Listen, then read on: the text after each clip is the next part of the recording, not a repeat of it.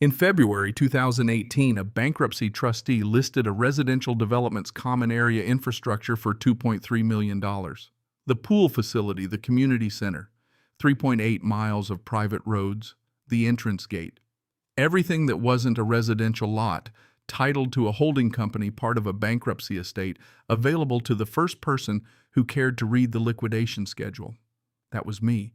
I read it on a Tuesday, closed the deal the following month, and by April, the HOA president, Walt Grover, signed the license agreement.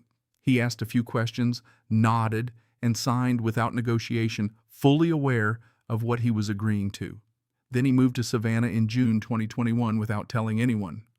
4 boards, 14 members over 5 years, and not one of them bothered to check the county deed to verify what they actually owned. They renovated my pool, resurfaced my roads, built an addition onto my community center, and even upgraded my entrance gate, all with $771,000 in homeowner assessments spent on my property. I live 400 feet away. And no one asked me. Then one Tuesday morning in March, the HOA's architectural review chair, Patrice Lemon, stepped off her porch with a clipboard and informed me that my mailbox post was the wrong color. When I told her I wasn't under her HOA, she called the police. The officer arrived, sat at my kitchen table, read the deed, and then asked, "Do you own the whole neighborhood?" I told him to pull the asset schedule and get back to me. Before I go on, I want to know where you're tuning in from today. And if you're enjoying the story so far, don't forget to like and subscribe for more. Now let me tell you about Archie. He's a 7-year-old Rhodesian Ridgeback who's walked Briarwood Court every morning at 7:15 for as long as he's been alive. He's got strong opinions about which grass verges are worth investigating and which aren't. I bought Archie the same year I bought the trust, and I've never regretted either decision. It was a cool Tuesday morning in mid-March. The kind of Piedmont, Carolina morning where you can't decide if it's still winter or already spring.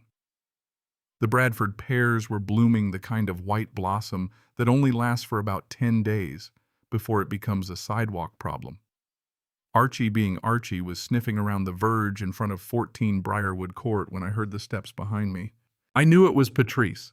I'd seen her at a couple of community events over the 6 years I'd lived here, and she'd been the HOA architectural review chair for 4 of those years.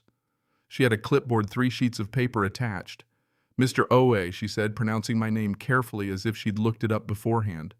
I'd learned that lesson. Most people don't bother with the pronunciation. "I've been meaning to catch you. I've got some compliance items for your property." I nodded. "Go ahead." She went down the list one by one. My lawn edging, which was a little irregular.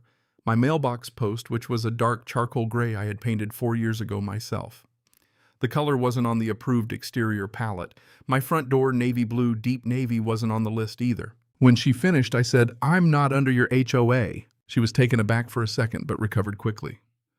"Every property on Briarwood Court is subject to the Briarwood Commons CC&Rs, Mr. OA," she said, holding up her map like she had the final say. "Your address is on the map." I smiled, showing her my own map, the deed to be specific. "Pull my deed at the county office. The address is Lot 1, Briarwood Commons. It's public record. You can check it online or at the counter. Either way, it's free." She looked at the map, then back at me, a little confused. "But you're still part of the CC&Rs," she insisted. "Not my lot," I said. "Look at the map." I had Archie tugging at his leash, so I started walking home. Patrice called the police just after 9 a.m. I know because Officer Daniels showed up at 11:40 and handed me the dispatch record, reading it like he was apologizing for the whole situation.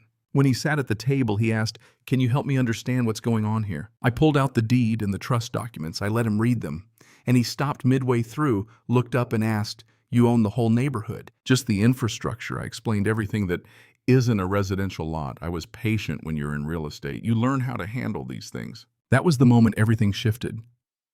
Officer Daniels sat back, reevaluating the situation.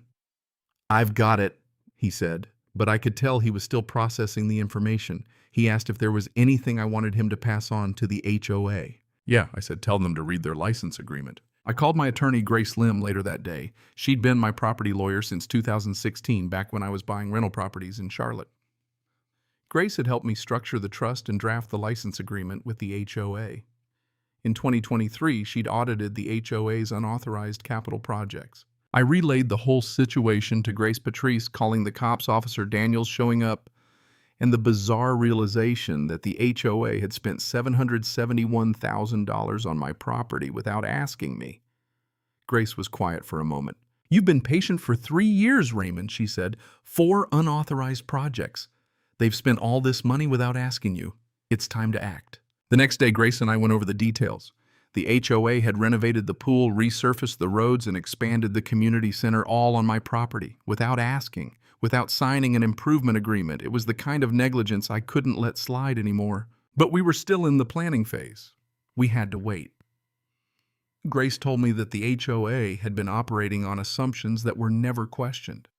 The board members inherited these assumptions from each other year after year, and not one of them had bothered to look at the deed. Grace had prepared the formal notice.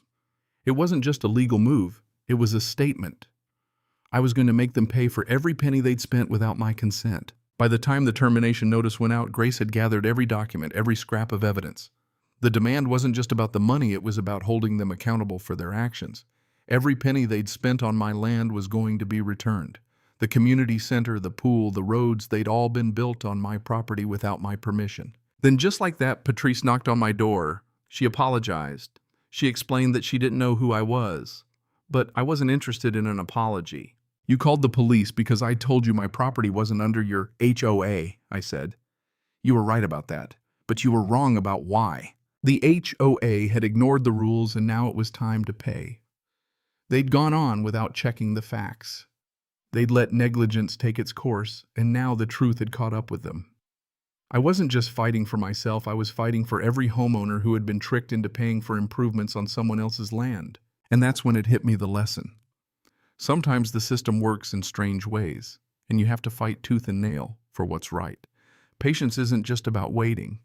It's about knowing when to make your move, and when the time comes, you take it. So what do you think? Is it right for the HOA to be spending homeowner money on property they don't own? Have you ever been in a situation where you had to fight for what was yours? Drop a comment below, and don't forget to share your thoughts on this one. What would you have done in my shoes?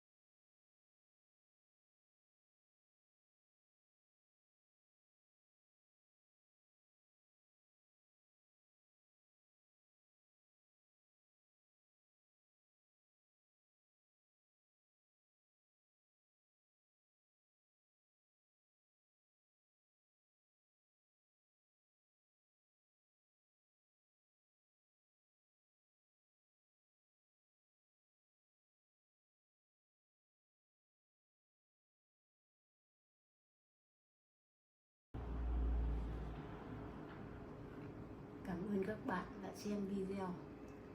Cảm ơn các bạn đã xem video.